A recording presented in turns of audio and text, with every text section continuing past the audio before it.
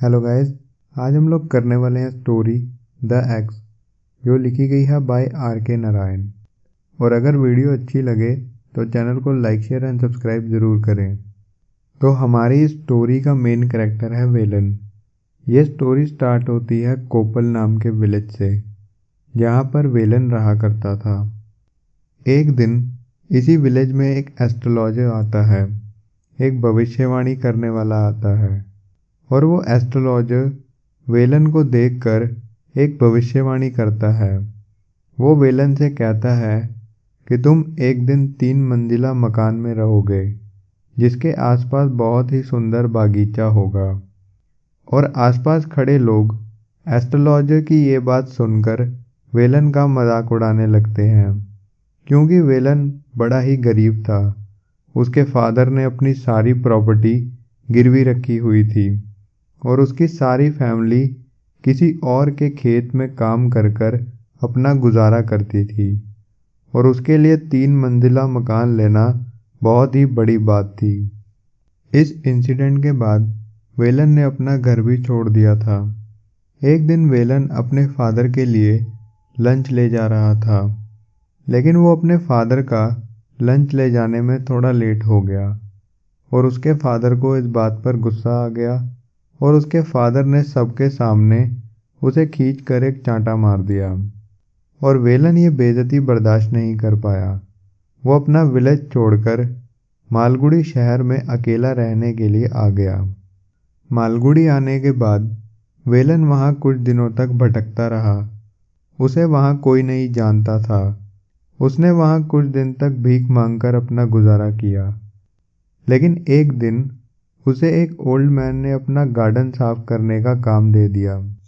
लेकिन जब वेलन उस ओल्ड मैन के साथ उसकी बताई हुई जगह पर गया, तो उसने देखा कि वो सिर्फ नाम का ही गार्डन था। असल में वो एक जगह थी जो पूरी की पूरी झाड़ियों से भरी हुई थी। लेकिन वेलन ने फिर भी हिम्मत कर कर उस एरिया को बड़े अच्छे तरीके से साफ किया। और उसके साफ करने के बाद वो एरिया एकदम फुटबॉल ग्राउंड की तरह लग रहा था। और ओल्ड मैन उसके इस काम को देखकर बड़ा इम्प्रेस हुआ।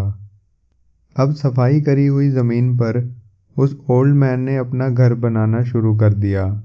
वो घर 3 मंजिल का बनने वाला था और उसके आसपास के एरिया में एक बहुत अच्छा बगीचा बनने वाला था। बगीचे का सारा काम वेलन देखता था। उसने बागीचे में रोज़, जैस्मिन और बहुत सारे फ्लावर लगा दिए थे। जैसे जैसे घर बनकर तैयार हो रहा था, वैसे वैसे उसके आसपास एक बहुत अच्छा बागीचा बनता जा रहा था। कुछ टाइम में ही वो 3 मंजिल का घर बनकर तैयार हो गया और बागीचे में भी बहुत अच्छे अच्छे फूल लग गए थे। वो घर बड़ा ही अच्छा था। उस घर का फ्लोर पूरा मार्बल का था।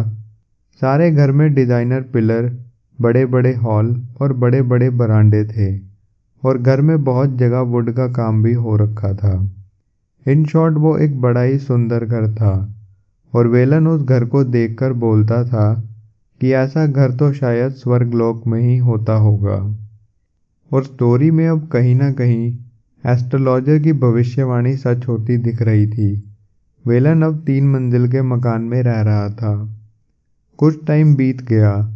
उस ओल्ड पर्सन की तबीयत खराब होने लगी और वेलन घर का मेन इंचार्ज बन गया। लेकिन कुछ टाइम बाद उस घर के रियल ओनर आकर उस घर में रहने लगे और घर के पास की एक छोटी सी झोपड़ी में उन्होंने वेलन को रहने की जगह दे दी। लेकिन वेलन वहाँ रहकर भी गार्डन का बड़ा अच्छा ख्याल रखता था। वेलन ने उस गार्डन में एक नीम का पेड़ लगाया था।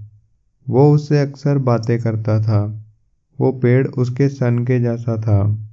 वेलन उस पेड़ से कहता था कि तुम जल्दी जल्दी बड़े हो जाओ, और वो उसे एकदम प्यार से ट्रीट करता था। कुछ टाइम में वो नीम का पेड़ अच्छा खासा बड़ा हो गया और बड़ी अच्छी छांव देने लगा। और नीम के पेड़ की छांव के नीचे अब मकान मालिक के बच्चों के बच्चे खेला करते थे। वेलन भी बूढ़ा होने लगा था। उसके पेरेंट्स और उसकी वाइफ की डेथ हो गई थी। वेलन ने अपने फादर की गिरवी रखी हुई ज़मीन छुड़वा ली थी और अब कभी कभी वो पोंगल, दिवाली और न्यू ईयर वाले फेस्टिवल पर अपने विलेज अपने ग्रैंडसन से मिलने के लिए चला जाया करता था। अब घर के ओनर की तबीयत भी ज़्यादा ठीक नहीं होती। एक रात उनकी डेथ हो जाती है। वेलन को खुद की और गार्डन की परवाह होने लगती है कि अब मेरा और गार्डन का क्या होगा, और उसे इसी बात का डर भी था कि कहीं ओनर के बेटे उसे यहाँ से बाहर ना निकाल दें। लेकिन ओनर के बेटों में आपस में ही लड़ाई हो जाती है और वो कुछ 1 साल के वक्त में उस घर को छोड़कर चले जाते हैं। और उनके वहाँ से जाने के बाद वहाँ पर वेलन अकेला रह जाता है। और कुछ टाइम बाद उसी घर में कुछ किराएदार रहने के लिए आते हैं और नए किराएदार वेलन को बहुत परेशान करते हैं। नए किराएदारों के बच्चे गार्डन में तबाही मचा देते हैं। उनके बच्चे गार्डन में जगह जगह खड्डे खोद देते हैं। सारे नए फ्लावर्स और सारे उगने वाले फ्रूट्स को भी तोड़ तोड़ कर फेंक देते हैं। और वो वेलन से कहते हैं कि तुम हमें मत सिखाओ कि गार्डन का ध्यान कैसे रखते हैं। उन सब से परेशान होकर वेलन कभी कभी अपने गांव वापस जाने के बारे में भी सोचता था। और जब तक वो किराएदार उस घर में थे तब तक एक तरीके से वेलन का बुरा टाइम चल रहा था। लेकिन जैसे तैसे वक्त बीत गया और वो लोग भी कुछ टाइम में घर को छोड़कर चले गए और वो घर की चाबी वेलन को दे गए। उनके जाने के बाद वहाँ 1-2 और लोग रेंट पर रहने आए, लेकिन वो लोग भी थोड़े टाइम में वहाँ से चले गए और घर भी धीरे धीरे वक्त के साथ पुराना होने लगा। घर के कपबोर्ड में दीमक लगने लगी, प्लास्टर जगह जगह से टूटने लगा और धीरे धीरे कर और भी प्रॉब्लम्स आने लगी। और घर की ऐसी हालत को देखते हुए धीरे धीरे बाहर खबर उड़ने लगी कि इस घर में भूत रहता है।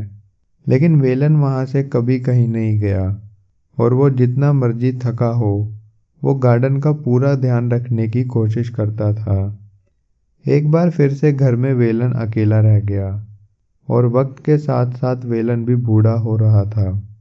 उसकी झोंपड़ी पूरी तरह से टूट गई थी और उसमें इतनी हिम्मत नहीं थी कि वो जाकर अपनी झोंपड़ी की मरम्मत करे। तो इसी वजह से वेलन अब घर के बरामदे में रहने लगा था। वेलन बूढ़ा हो चुका था तो उसके लिए बागीचे की देखभाल करना भी बड़ा मुश्किल था। लेकिन जैसे तैसे वो चुपचाप उस घर में अपने दिन काट रहा था। लेकिन एक दिन उस घर के बाहर एक गाड़ी आकर रुकी। गाड़ी से कुछ लोग उतरे और उन्होंने वेलन से कहा कि आप हमें इस घर की चाबी दे दीजिए। वेलन ने उन लोगों को चुपचाप घर की चाबी दे दी और वेलन को तब पता चला कि मकान मालिक ने ये मकान किसी और को बेच दिया है। और उसे सुनने में आया कि नए मालिक यहाँ पर इस घर को तोड़कर एक कंपनी बना रहे हैं। और वेलन वापस से उस टूटी हुई झोंपड़ी में आकर रहने लगा। एक दिन वेलन अपनी झोंपड़ी में बैठा हुआ था।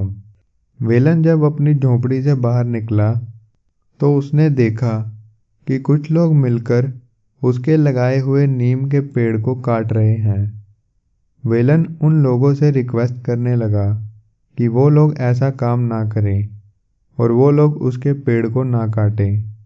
लेकिन वो लोग जो पेड़ काटने के लिए आए थे वो वेलन से कहने लगे कि इस जगह के नए मालिक को यहाँ पर कोई पेड़ नहीं चाहिए और हम भी ये काम मजबूरी में ही कर रहे हैं।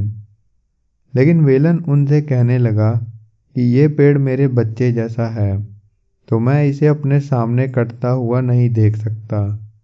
वो उनसे रिक्वेस्ट करता है कि आप लोग मुझे थोड़ा टाइम दे दो, मैं अपने कपड़े और सामान लेकर यहाँ से अभी निकल जाता हूँ और जब मैं कहीं दूर निकल जाऊँ तब आपको जो ठीक लगे आप वो करना।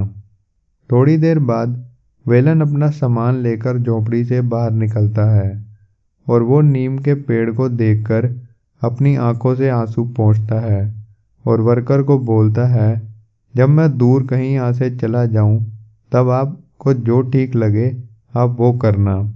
और जाते जाते वो उन्हें कहता है, thank you are very kind to me. इसका मतलब आपने मेरी बात सुनी, उसके लिए धन्यवाद।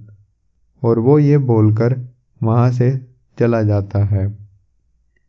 तो ये थी हमारी स्टोरी। वीडियो अच्छी लगे तो चैनल को लाइक शेयर एंड सब्सक्राइब ज़रूर करें। वीडियो देखने के लिए थैंक यू।